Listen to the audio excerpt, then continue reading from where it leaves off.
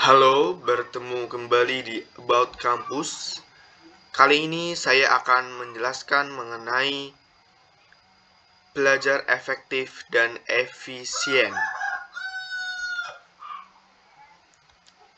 Yang pertama ada konsep belajar. Definisi belajar adalah suatu proses adaptasi atau penyesuaian tingkah laku yang berlangsung secara progresif. Berdasarkan pengalamannya, B.F. Skinner percaya bahwa proses adaptif tersebut akan mendatangkan hasil yang optimal apabila ia diberi penguat.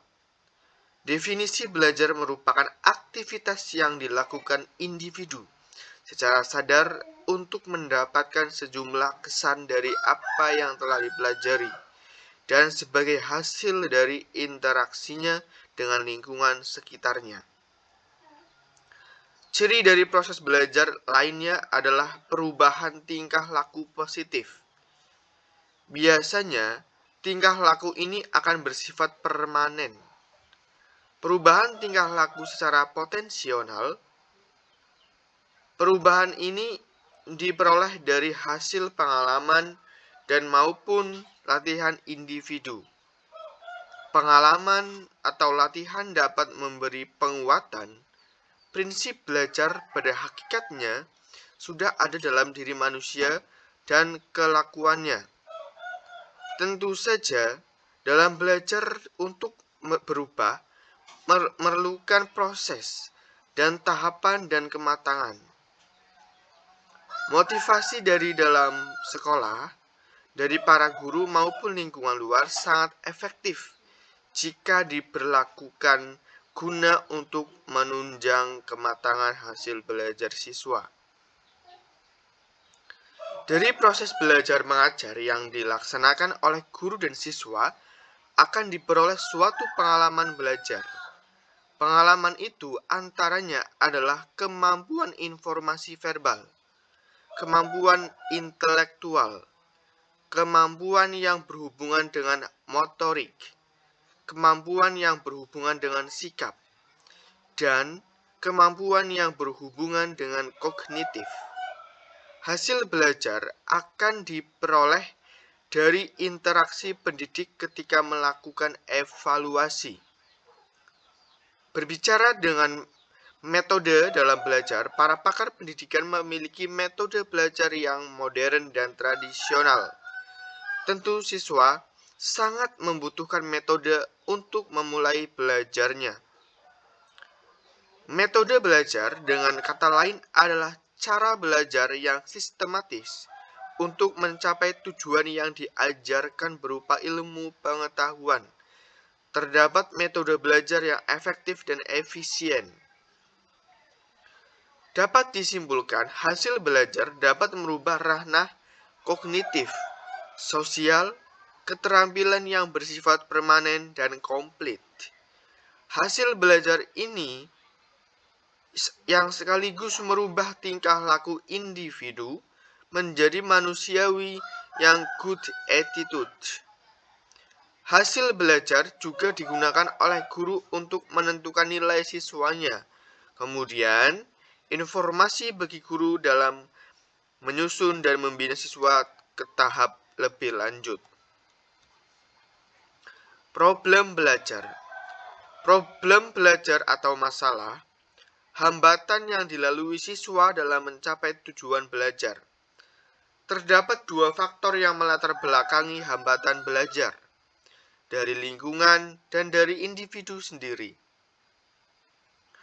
Pada kondisi lain, terdapat siswa dapat menyelesaikan kesulitan belajarnya tanpa harus melibatkan pihak luar. Pada kasus-kasus tertentu lainnya, siswa belum mampu mengatasi kesulitan belajarnya, maka diperlukan bantuan guru maupun orang lain. Bantuan itu tentu sangat diperlukan guna dan meminimalisir kesulitan yang dihadapi siswa. Berdasarkan pendapat tersebut, maka dapat disimpulkan bahwa kesulitan belajar adalah suatu kondisi di mana anak didik tidak dapat belajar secara normal, yang disebabkan adanya ancaman, hambatan, ataupun gangguan dalam belajar. Dengan melihat pengertian, maka dapat disimpulkan bahwa diagnosis kesulitan belajar adalah semua kegiatan yang dilakukan oleh guru untuk menentukan kesulitan belajar, menetapkan jenis kesulitan, sifat kesulitan belajar, dan juga mempelajari faktor-faktor yang menyebabkan kesulitan belajar serta cara menetapkan dan kemungkinan mengatasinya baik secara kuratif maupun secara preventif berdasarkan data dan informasi yang ada. Ketika kesulitan belajar terjadi, tentu hambatan hadir dalam kegiatan belajar. Dalam kegiatan belajar mata pelajaran sehingga berakibat hasil belajarnya rendah. Kegiatan belajar sangat berpengaruh oleh beberapa faktor yang saling berhubungan satu sama lain. Faktor tersebut dapat digolongkan ke dalam dua golongan. Yang pertama, faktor internal, yaitu mempengaruhi kegiatan belajar dapat diuraikan dalam dua aspek, yaitu aspek psikologis dan aspek psikologis. Aspek fisiologis dan aspek psikologis. Kemudian faktor eksternal. Faktor eksternal yang mempengaruhi kegiatan belajar, di antaranya lingkungan sosial sekolah seperti para guru, staf administrasi, dan teman-teman sekelas dapat mempengaruhi semangat belajar siswa. Kemudian, cara belajar efektif dan efisien. Belajar itu sendiri secara sederhana dapat didefinisikan sebagai aktivitas yang dilakukan individu secara sadar untuk mendapatkan sejumlah kesan dari apa yang telah dipelajari dan sebagai hasil dari interaksinya dalam lingkungan sekitarnya. Jamarah tahun 2008. Dalam penelitian Tiara dan kawan-kawan, beberapa prinsip belajar antara lain, yang pertama, harus mempunyai tujuan. Yang kedua, tujuan itu timbul dari atau berhubungan dengan kehidupan. Selanjutnya, bersedia mengalami bermacam-macam kesukaran. Selanjutnya, belajar itu harus terbukti dan dari perubahan kelakuannya. Selain tujuan pokok yang hendak dicapai, diperolehnya pula hasil-hasil sampingan. Belajar dengan cara berbuat. Seseorang belajar secara keseluruhan, juga secara sosial, ekonomi, etis, dan sebagainya. Dalam hal belajar, seseorang memerlukan bantuan dan bimbingan dari orang lain. Apa yang dipelajari harus benar-benar dipahami. Belajar harus mempunyai tujuan untuk nama baik sekolah. Belajar itu berhasil jika memberi sukses yang menyenangkan. Ulangan dan latihan perlu akan tetapi harus didahului dengan pemahaman. Belajar hanya mungkin kalau ada kemauan dan hasrat untuk belajar. Dikutip dari Nasution 95. Kemudian, cara belajar yang kita pahami adalah metode atau tips-tips untuk meningkatkan prestasi belajar yang harus dilalui untuk mencapai tujuan tertentu. Dalam belajar dan cara-cara tersebut akan menjadi suatu kebiasaan dalam memulai belajar.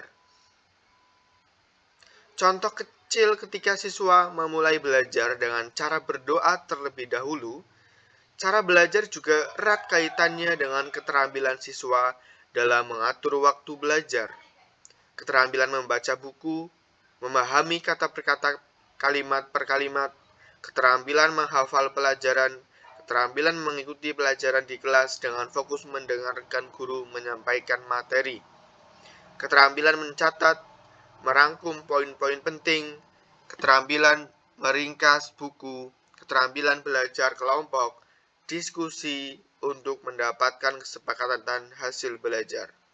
Keterampilan mengingat, konsentrasi, dan ketahanan dalam belajar. Keterampilan menyelesaikan tugas sekolah, keterampilan persiapan ujian. Yang pertama, mengatur waktu belajar. Yang kedua, memilih tempat belajar. Yang ketiga, membuat review materi. Yang keempat, cara menghafal pelajaran. Yang kelima, keterampilan membaca. Belajar efektif dan efisien merupakan metode atau cara siswa dalam menyesuaikan kondisi belajar siswa. Belajar efektif dan efisien dapat diartikan sebagai pengatur waktu atau meminimalkan waktu siswa dalam belajar. Dalam penggunaan waktu belajar dan tempat belajar siswa, efisien artinya dalam belajar siswa dapat meminimalkan usaha dalam belajar namun dengan hasil yang maksimal. Dengan cara belajar yang sudah tersistem akan mempengaruhi dengan hasil belajar, yaitu prestasi belajar siswa. Keterampilan siswa dalam mengatur waktu belajar, keterampilan membaca buku, memahami kata per kata, kalimat per kalimat, keterampilan menghafal pelajaran, keterampilan mengikuti pelajaran di kelas dengan fokus mendengarkan guru menyampaikan materi, keterampilan mencatat, merangkum poin-poin penting, keterampilan meringkas buku, keterampilan belajar kelompok, diskusi untuk mendapatkan kesepakatan hasil belajar, keterampilan mengingat, konsentrasi, dan ketahanan dalam belajar, keterampilan menyelesaikan tugas sekolah, keterampilan persiapan ujian. Jika semua siswa memulai belajarnya dengan sistem yang sudah ditentukan akan memudahkan siswa dalam mencapai hasil yang maksimal. Sekian pemaparan terkait cara belajar efektif dan efisien dari Buat Kampus. Jangan lupa like dan subscribe. Terima kasih.